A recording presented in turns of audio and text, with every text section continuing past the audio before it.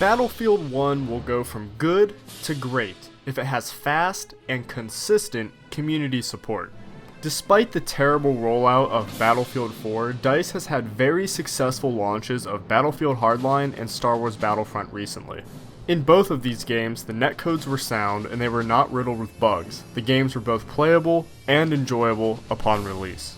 Battlefield 1 must follow this recent course and cannot suffer a rough rollout without tremendous damage to their brand name. Amongst the hype and excitement behind Battlefield 1, there is also a considerable amount of suspicion and doubt.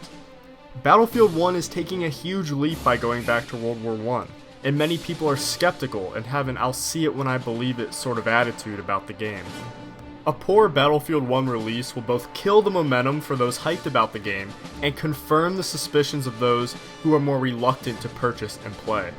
An immediate and responsive community support to these early bugs will be essential in maintaining confidence in the Battlefield brand. Next, I think Battlefield should release small free DLC periodically in between the release of each major DLC. This will keep the game fresh and the player base strong. Having a new map, a new weapon, or a new game mode every 6 to 8 weeks would be an easy way for the developers at DICE to keep their game in the public spotlight. Every time there is new content released, hundreds of articles and thousands of threads are written about your game. Creating free DLC can be looked at then as a sort of marketing expense.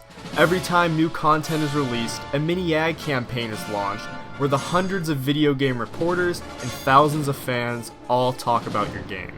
Having Battlefield 1 constantly and continually in the public spotlight can help game sales downstream during the maturity and decline stages of Battlefield 1's product life cycle.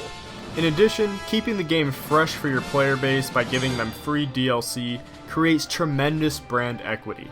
Think about it, if you are given free content, you will tend to like that brand more, and will be more loyal to that brand, and probably purchase from them again in the future. Because of the fact that free small DLCs can increase brand equity and brand loyalty, it can be seen as a valuable competitive advantage for the developers at DICE to utilize. In Battlefield 4, the team at DICE LA kept up with community support all the way until the end. In a way, community support was greater towards the end of Battlefield 4's life cycle than in the beginning. Consistent community support from beginning to end will be essential if Battlefield 1 will truly be considered a great game. It will pay for DICE in the short run on their balance sheets and in the long run for their brand equity if they put resources into ensuring that support for Battlefield 1 is both fast and consistent from release to the coming of the next title.